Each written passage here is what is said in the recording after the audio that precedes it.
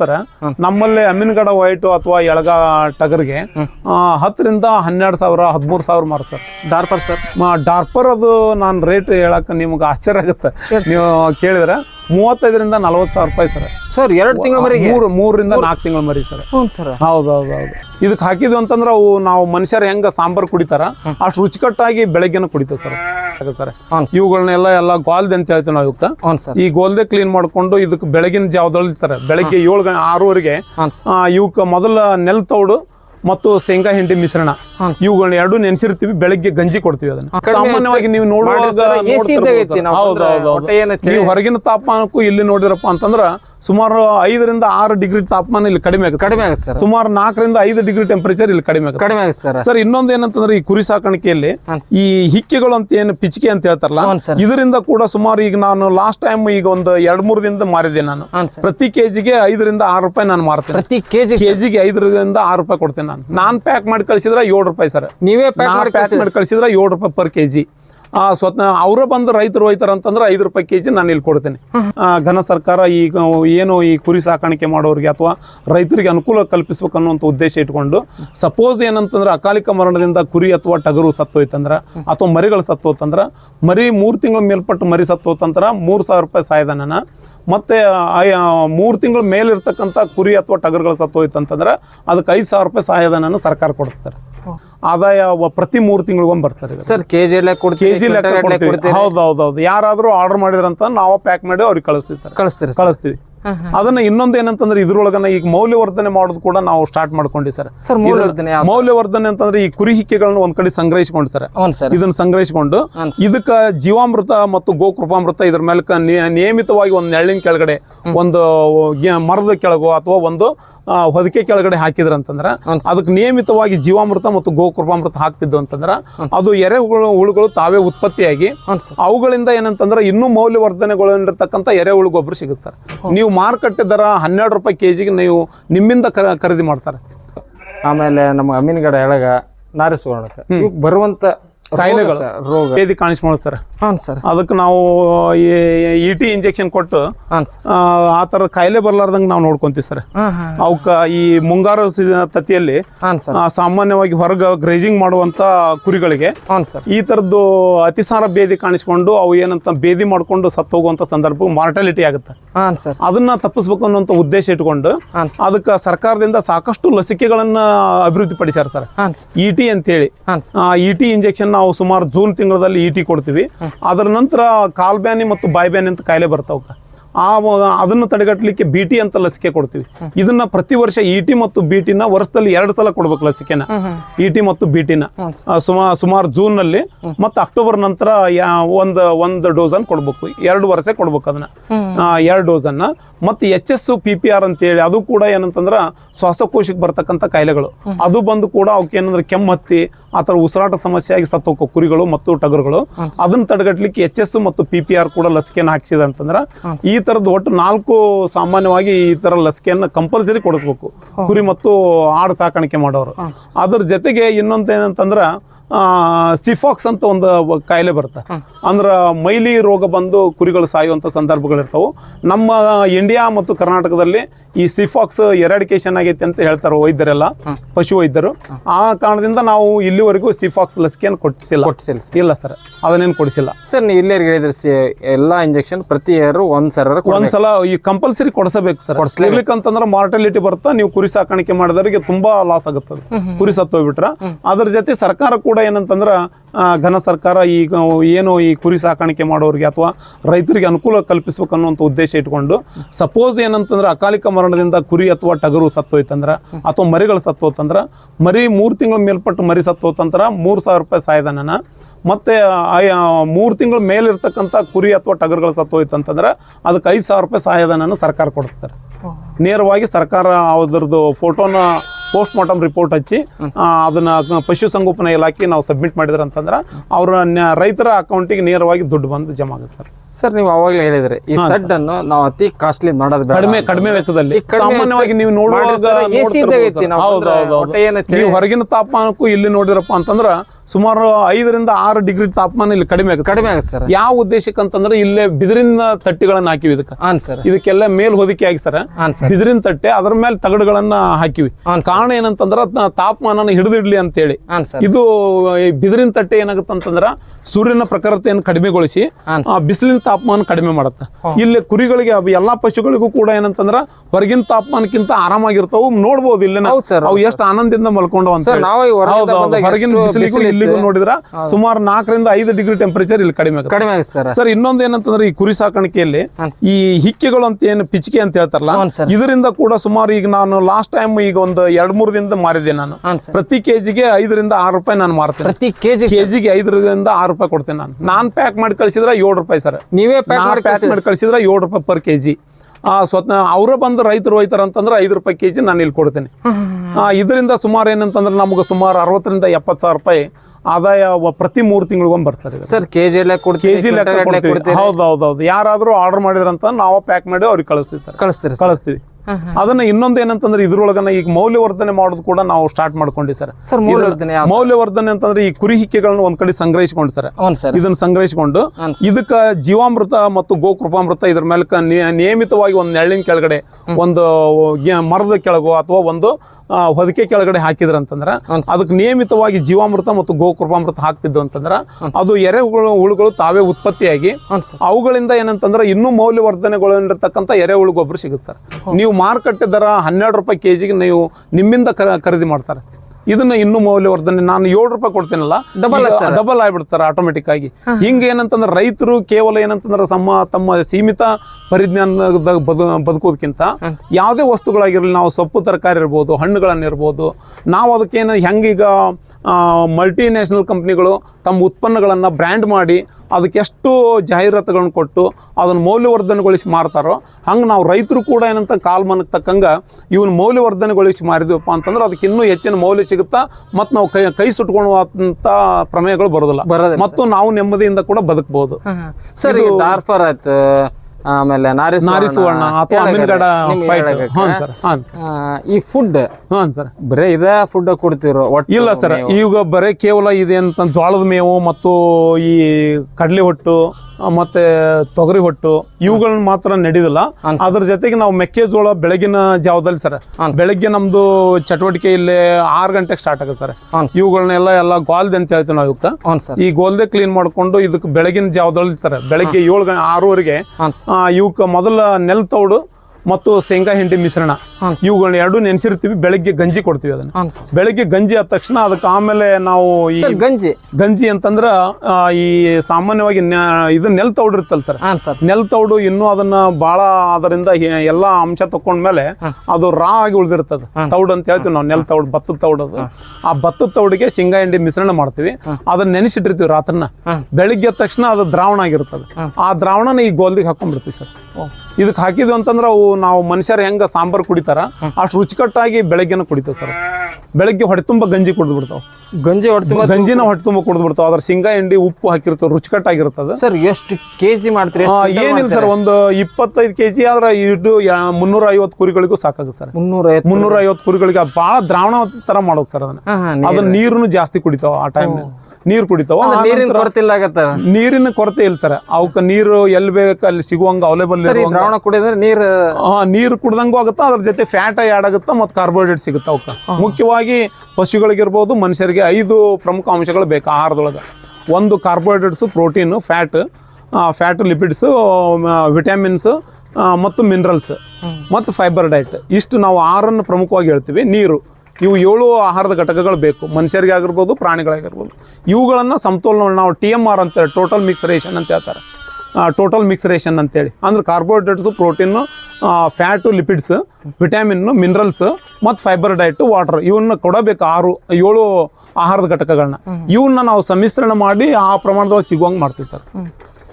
Sir, ಈಗ ನೀವು ತಳಿ ಇದಂದ್ರೆ ಡೆವಲಪ್ಮೆಂಟ್ಗೆ ಆಗಿರ್ಬೋದು ಸರ್, ಮಾಂಸಕ್ಕೆ ಅಂತ ಹೇಳಿದ್ರಿ ಸರ್. ಈಗ ನಿಮ್ಮಲ್ಲಿ ಯಾವ್ದಕ್ಕೆ ಡಿಮಾಂಡ್ ಜಾಸ್ತಿ ಇದೆ, ಒತ್ತು ಕೊಟ್ಟಿರಿ ಸರ್?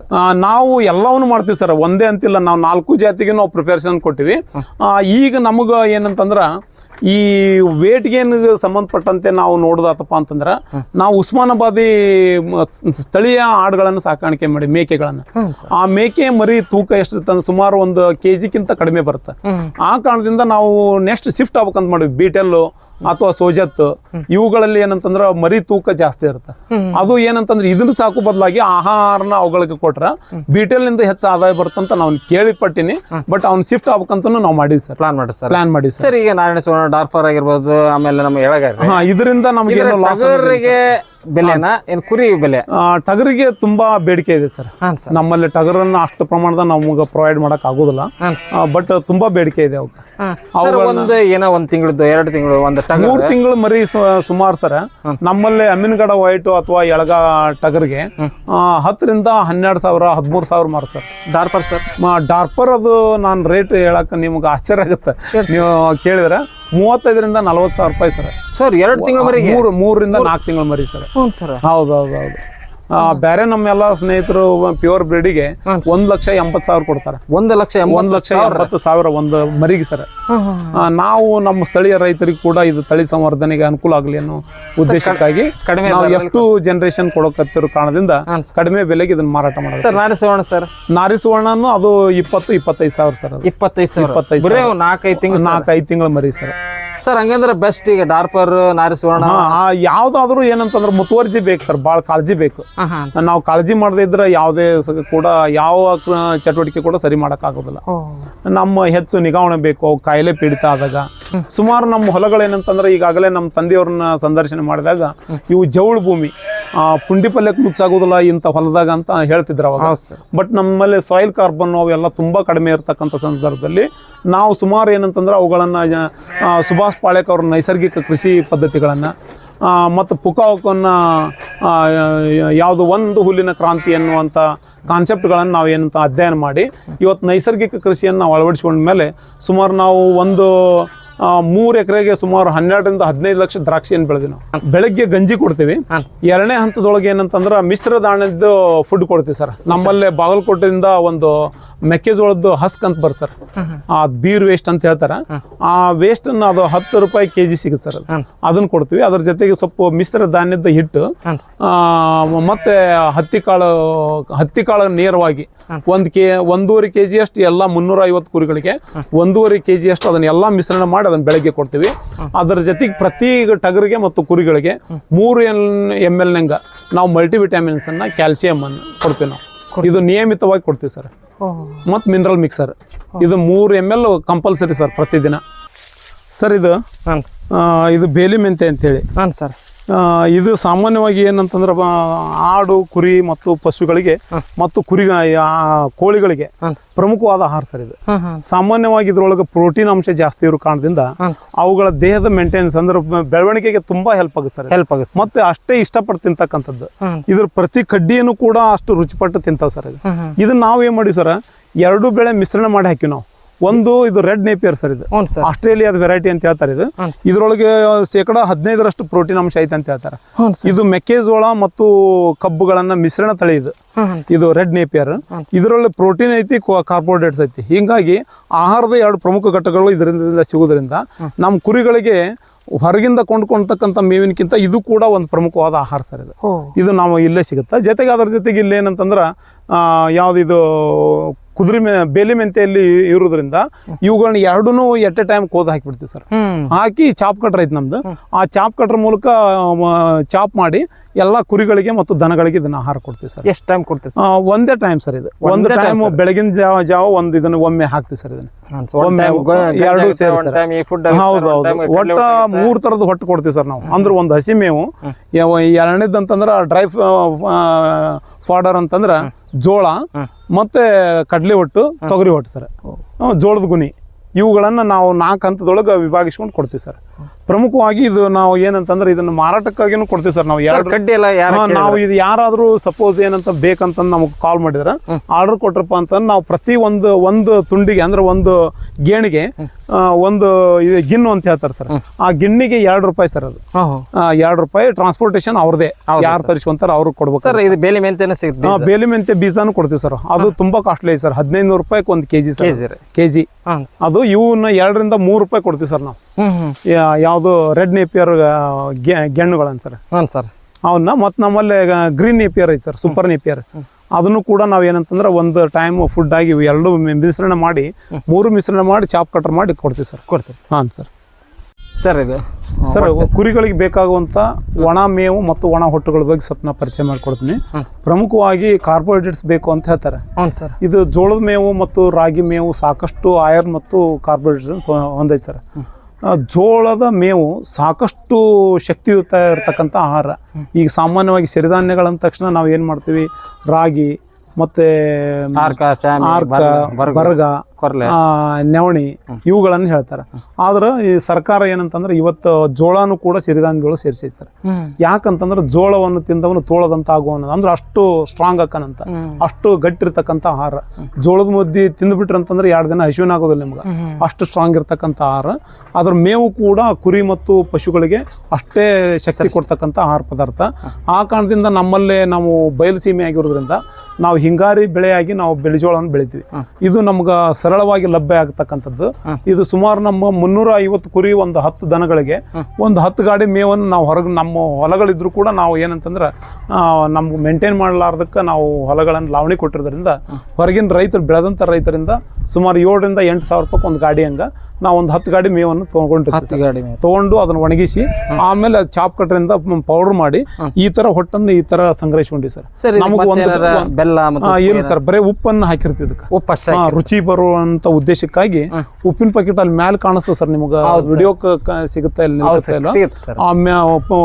ಇಡೀ ಉಪ್ಪನ್ನ ಪ್ರತಿ ಒಂದು ತರ ಹೊಟ್ಟನ್ನು ಹಾಕಿದ ತಕ್ಷಣ ಸರ್, ಮೇವು ಹಾಕಿದ ತಕ್ಷಣ 2ನೇ ತರಕ್ಕೆ ಉಪ್ಪು ಹೊಡೆದಿರ್ತೀವಿ ಸರ್.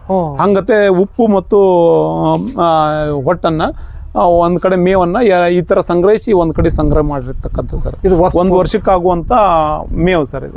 ನೆಕ್ಸ್ಟ್ 2ನೇದಾಗಿ 2ನೇ ಆಹಾರ ಅಂತಂದ್ರ ಕಡಲೆ ಹೊಟ್ಟು ಸರ್. ಅದು ಇದನ್ನು ಕೂಡ ಏನಂತಂದ್ರ ಕಡಲೆ ಹೊಟ್ಟನ್ನ ನಮ್ಗೊಂದು ವರ್ಷಕ್ಕೆ ಬೇಕಾಗುವಷ್ಟು ನಾವು ₹5 ಕೆಜಿ ಹಂಗೆ ಇದನ್ನ ಬೇರೆದವ್ರ ಕಡೆಯಿಂದ ತೋಲ್ತೀವಿ ಸರ್. ₹5 KG sir. ಅಂದ್ರೆ ಟ್ರಾನ್ಸ್ಪೋರ್ಟೇಷನ್ ಎಲ್ಲ ಅವ್ರ ಕಡೆಗೆ. ಇದರಲ್ಲಿ ಹೊಟ್ಟನ್ನ ಮತ್ತು ಒಂಥರ ಇದನ್ನ ಏನು ಉಪ್ಪು ಇವು 2 ಮಿಶ್ರಣ ಮಾಡಿ ಇದನ್ನ ಸಂಗ್ರಹಿಸ್ಕೊಂಡ್ವಿ ಸರ್. ಇದನ್ನ ಏನಂತಂದ್ರೆ ಒಣ ಮೇವಿನೊಳಗೆ, ಇದು ಕೂಡ ಒಣ ಹೊಟ್ಟಿನೊಳಗ ಡ್ರೈ ಪೌಡರ್ನಾಗ ಇದು ಬರ್ತದೆ ಸರ್. ಸಾಮಾನ್ಯವಾಗಿ ನಾವು ಟಗರ್ಗಳಿಗೆ ಹಸಿ ಮೇವನ್ನು ಕೊಡೋದಿಲ್ಲ ಸರ್. ಟಗರ್ಗಳಿಗೆ ಮಾತ್ರ ಎಲ್ಲ ಒಣ ಮೇವಿನ ಮೇಲೆ ನಾವು ಒಣ ಹೊಟ್ಟು ಮತ್ತು ಮೇವು ಇದರ ಮೇಲೆ ಮೇಂಟೈನ್ ಮಾಡಿರ್ತೀವಿ. ಬೆಳಗ್ಗೆ ಇದು ₹4.50 ಸರ್. ಯಾವ ಕೆಜಿ ಲೆಕ್ಕ sir. Transportation door delivery sir. ಇಲ್ಲಿಗೆ ತಂದು ಕೊಡ್ತಾರೆ. ಏನು ನಮ್ ಲೇಬರ್ದು ಏನು ಕಷ್ಟ ಇಲ್ಲ. ಇಲ್ಲಿ ಬಂದಿಂದ ನಾವು ಅನ್ಲೋಡ್ ನಾವು ಮಾಡ್ಕೋಬೇಕು. ಇದು ನಮ್ಗೆ ಬಿಟ್ಟದ್ದು. ಸಾಮಾನ್ಯವಾಗಿ ಇದು ₹5 ಇದು ಬೀಳುತ್ತೆ ಸರ್. ಯಾವುದು ಕಡಲೆ ಹೊಟ್ಟು ಸರ್. ಇದು ₹4.50 ಇದು ಸಿಗುತ್ತೆ ಸರ್. ಜೋಳದ ಗುನಿ. ಇದು ಕಡ್ಲಿ ಹೊಟ್ಟುನು ತೊಗರಿ ಹೊಟ್ಟುನು ₹5 ಕೆಜಿ ಸರ್. ತೊಗರಿ ಹೊಟ್ಟು ಸರ್. ತೊಗರಿ ಹೊಟ್ಟು, ಜೋಳದ ಗುನಿ, ಕಡ್ಲಿ ಹೊಟ್ಟು ಮತ್ತು ಜೋಳದ ಮೇವು ಇವು 4 ತರದ ಆಹಾರ ನಮ್ಮ ಸಂಗ್ರಹ ಐತಿ. ನಾವು ಇಷ್ಟು ಆಹಾರ ಕೊಡೋದ್ರಿಂದ ನನಗ ವೈಯಕ್ತಿಕವಾಗಿ ನಮ್ಮ ಕುರಿ ಮತ್ತು ಮೇಕೆಗಳು ಇಷ್ಟು ಆರೋಗ್ಯಕರಕ್ಕೆ ವೈವಿಧ್ಯಮಯ ಆಹಾರ ಪದಾರ್ಥ ಕೂಡ ಕಾರಣ ಅಂತ ನನಗನ್ಸುತ್ತೆ. ಯಾಕಂದ್ರೆ ಒಂದೇ ಪದಾರ್ಥ ಕೊಡೋದ್ರಿಂದ ನಾವು ಮನೆಯೊಳಗೆ ಕೂಡ ಪದೇ ಒಂದೇ ಥರದ ಆಹಾರ ಮಾಡಿದ್ರೆ ನಾವು ಬೇಜಾರು ಮಾಡ್ಕೊತೀವಿ. ಆ ಕಾರಣದಿಂದ ಬಹುತರದ ಅಂದ್ರೆ ವೈವಿಧ್ಯಮಯ ಆಹಾರ, ತರಾವರಿ ಆಹಾರ ಕೊಡೋದ್ರಿಂದ ಅವು ತಿನ್ನಕ್ಕೂ ಇಷ್ಟಪಡ್ತಾವೆ ಮತ್ತು ಅಷ್ಟೇ ಆರೋಗ್ಯಕರ ಆಗ್ಯಾವ ಅಂತ ನನ್ನ ವೈಯಕ್ತಿಕ ಅಭಿಪ್ರಾಯ ಸರ್. ಸರ್ ತೊಗರಿ ಹೊಟ್ಟ ಆಯ್ತ್ರಿ, ತೊಗರಿ ಹೊಟ್ಟ ಹಾಕ್ತೀವಿ, ಜೋಳದ ಗುನಿ ಹಾಕ್ತೀವಿ ಸರ್, ಆಮೇಲೆ ಕಡ್ಲಿ ಹೊಟ್ಟ ಸರ್, ಆ ಕಡೆ ಜೋಳದ ಮೇವ ಸರ್, ಅಲ್ಲಿ ಹೋದ್ರ ಆಮೇಲೆ ರೆಡ್ ನೇಪಿಯರ್, ಸೂಪರ್ ನೇಪಿಯರ್ ಇಷ್ಟೆಲ್ಲ ಆಹಾರ ನಾವು ಮತ್ತೆ ಬೆಳಿಗ್ಗೆ ಗಂಜಿ ಕೊಡ್ತೀವಿ ಸರ್. ಹೌದೌದು, ಇಷ್ಟೆಲ್ಲ ಆಹಾರ ಪದಾರ್ಥ ಹೌದು. ಇಷ್ಟೆಲ್ಲ ಆಹಾರ ಪದಾರ್ಥ ಕೊಡೋ ಕಾರಣದಿಂದ ಅವು ಆರೋಗ್ಯಕರವಾಗಿವ ಅಂತ ನನಗನ್ಸುತ್ತೆ ಸರ್.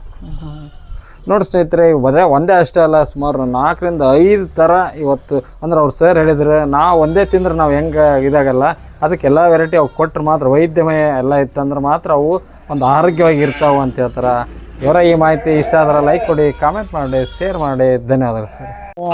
ಕುರಿ ಮತ್ತು ಪಶುಗಳಲ್ಲಿ ಆಹಾರದ ಅವಲಂಬನೆ ಕಡಿಮೆ ಆಗಬೇಕಂತಂದ್ರೆ ಕುರಿಗಳಿಗೆ ಪ್ರಮುಖವಾಗಿ ಕುರಿ ಮತ್ತು ಪಶುಗಳಿಗೆ ಆಹಾರದ ಅವಲಂಬನೆ ಕಡಿಮೆ ಆಗ್ಕೊಂಡು ನಾವನ್ನ ಆಹಾರ ಬೆಳ್ಕೊಂಡ್ರೆ ಅಂತಂದ್ರೆ ಹೆಚ್ಚು ಲಾಭವನ್ನು ಮಾಡ್ಕೊಳಕ್ಕೆ ಸಾಧ್ಯತೆ. ಆ ದಿಶೆಯಲ್ಲಿ ಸುಮಾರು ನಾವು 1 ಎಕರೆ 2 ಎಕರೆ ಸೂಪರ್ ನೇಪಿಯರು, ರೆಡ್ ನೇಪಿಯರು ಮತ್ತು ಕುದುರೆ ಮೆಂತೆಯನ್ನು ಬೆಳ್ಕೊಂಡಿವಿ ಸರ್. ಇದರಿಂದ ನಮ್ಮ ಆಹಾರ ಸ್ವಾವಲಂಬನೆ ಸಾಧ್ಯ ಆಗುತ್ತೆ ಸರ್. ಇದು ಹೊರಗಡೆ ನಾವು ಕೊಂಡ್ಕೊಳ್ಳೋಕ್ಕಿಂತ ನಮ್ಮ ತಯಾರು ಮಾಡಿರ್ತಕ್ಕಂಥ ಆಹಾರ ಇಲ್ಲೇ ನಾವು ಪುನರುತ್ಪತ್ತಿ ಆಗೋದ್ರಿಂದ ಇಲ್ಲೇ ಬೆಳೆಯೋದ್ರಿಂದ ಇಲ್ಲೇ ಖರ್ಚನ್ನು ನಾವು ಇಲ್ಲೇ ಕುರಿ ಸಾಕಾಣಿಕೆಯಲ್ಲಿ ವೆಚ್ಚ ತಗ್ಗಿಸ್ಬೋದು. ಪ್ರಮುಖವಾಗಿ ಇದು ನಾನು ಸೂಪರ್ ನೇಪಿಯರನ್ನು ನಾವು ಸರ್ಕಾರದ ಸಹಾಯಧನದೊಳಗೆ ಇದು ಒಂದು ಚಾಪ್ ಕಟ್ರ್ ತೊಗೊಂಡಿವಿ ಸರ್. ಇದು ಕಿಮ್ಮತ್ತು ಮಾರುಕಟ್ಟೆ ದರ ಸುಮಾರು ಒಂದು 35,000 ರೂಪಾಯಿ ಆಗ್ಬೋದು ಇನ್ಕ್ಲೂಡಿಂಗ್ ಮೋಟ್ರ್. ಬಟ್ ಸಹಾಯಧನದೊಳಗೆ ನಾವು ರೈತರು 9,000 ಕಟ್ಟಬೇಕು. ಉಳಿದದ್ದನ್ನು ಸರ್ಕಾರ ಭರಿಸ್ಕೊಂಡು ನಮಗೆ ಈ ಥರ ಕೊಟ್ಟದ್ದು. ಇದನ್ನು ಈಗ ನೀವು ನೋಡಿದ್ರಿ, ಈಗ ಒಣದಂಟನ್ನು ನೇರವಾಗಿ ಇದ್ರ ಮುಂದೆ ಹಾಕೋದ್ರಿಂದ, ಕುರಿಗಳ ಮುಂದೆ, ದನಗಳ ಮುಂದೆ ಹಾಕೋದ್ರಿಂದ ಸಾಮಾನ್ಯವಾಗಿ ವೇಸ್ಟನ್ನು ಅಂದ್ರೆ ಸರಿಯಾಗಿ ಬಳಕೆ ಮಾಡ್ಕೊಳೋದಿಲ್ಲ, ದನಕರುಗಳು ಸರಿಯಾಗಿ ತಿನ್ನೋದಿಲ್ಲ. ಇದನ್ನು ಈ ಥರ ಚಾಪ್ ಮಾಡೋದ್ರಿಂದ ಅಂದ್ರೆ ಮೇವನ್ನು ಈ ಚಾಪ್ ಕಟ್ರಿಗೆ ಹಾಕೋದ್ರಿಂದ ಈ ಥರ ಪೌಡ್ರ್ ರೂಪದೊಳಗೆ ಸಿಗೋದ್ರಿಂದ ಕುರಿ ಮತ್ತು ಆಡುಗಳು ಮತ್ತು ದನಗಳು ತುಂಬ ಇಷ್ಟಪಟ್ಟು ಇದನ್ನು ತಿಂತಾವೆ. ಇದರೊಳಗೆ ಕಾರ್ಬೋಹೈಡ್ರೇಟ್ಸು ಮತ್ತು ರುಚಿಕಟ್ಟಾಗಿರೋದ್ರಿಂದ ಇದು ತಿನ್ನಲಿಕ್ಕೆ ನಾವೇನೇ ತಿಂದರೆ ಕಬ್ಬು ತಿಂದಂಗೆ ಆಗುತ್ತೆ. ಅಷ್ಟು ರುಚಿಯಾಗಿರೋದ್ರಿಂದ ದನಗಳು, ಕುರಿಗಳು ಮತ್ತು ಆಡುಗಳು ತುಂಬ ಇಷ್ಟಪಟ್ಟು ಇದನ್ನು ತಿಂತಾವೆ. ಆ ಕಾರಣದಿಂದ ರೈತರು ಒಂದು ಸಣ್ಣ ಚಾಪ್ ಕಟ್ರ್ ಇಟ್ಕೊಂಡ್ರೆ ಅವ್ರದ್ದು ಏನು ಬೆಳೆ ಪುನರುತ್ಪತ್ತಿ ಆಗೋ ಕಾರಣದಿಂದ ಇಲ್ಲಿ ಉತ್ಪಾದನಾ ವೆಚ್ಚ ನಾವು ತಗ್ಗಿಸ್ಬೋದು. ಇದನ್ನು ದಯಮಾಡಿ ಎಲ್ಲರೂ ರೈತರು ಸಣ್ಣದ ಒಂದು ಚಾಪ್ ಕಟ್ರ್, ಇದು ಕಡಿಮೆ ವೆಚ್ಚದೊಳಗೂ ಕೂಡ ಸಿಗುತ್ತೆ ಸರ್ ರೈತರಿಗೆ. ಇದನ್ನು ಬಳಕೆ ಮಾಡಿಕೊಂಡ್ರೆ ಅವ್ರಿಗೆ ಬೆಸ್ಟ್ ಆಗುತ್ತೆ ಸರ್. ನೋಡ್ರಿ ಸ್ನೇಹಿತರೆ, ಇವತ್ತು ಅತ್ಯದ್ಭುತ ಫಾರ್ಮ್ ಅಂತಲೇ ಹೇಳ್ಬೋದು. ಅವರು ಸಂಪೂರ್ಣ ಮಾಹಿತಿ ಕೊಟ್ಟರು. ಅದೇ ಅದು ಡಾಫರ್ ಆಗಿರ್ಬೋದು, ನಾರಿ ಸುವರ್ಣ ಆಗಿರ್ಬೋದು, ಮತ್ತು ಅಮೀನ್ಗಢ ಎಳಗಾಗಿರ್ಬೋದು, ಅತ್ಯದ್ಭುತ ವಿವರಣೆ ನೀಡ್ಯಾರ. ಸುಮಾರು ಕಾಸ್ಟ್ಲಿ ಇದು ಡಾರ್ಫರ್ ಆಗಿರ್ಬೋದು, ನಾರಿ ಸುವರ್ಣದಾಗಿರ್ಬೋದು. ಇವತ್ತು ಸುಮಾರು ರೇಟ್ ಮಾರುತ್ತೆ ಮತ್ತು ರೈತರಿಗೆ ಒಂದು ಮಾಂಸವಾಗಿ ಮಾರಾಟಕ್ಕೂ ಆಗುತ್ತೆ ಮತ್ತು ತಳಿ ಸಂವರ್ಧನೆಗೂ ಆಗುತ್ತಾ ಅಂತ ಹೇಳ್ಯಾರ. ಇವರ ಈ ಮಾಹಿತಿ ನಿಮ್ಗೆ ಇಷ್ಟ ಆದ್ರೆ ಲೈಕ್ ಕೊಡಿ, ಕಮೆಂಟ್ ಮಾಡಿ, ಶೇರ್ ಮಾಡೋದು ಮರಿಬೇಡ್ರಿ ಅಂತ ಹೇಳ್ತಾ ಎಲ್ಲರಿಗೆ ಧನ್ಯವಾದ.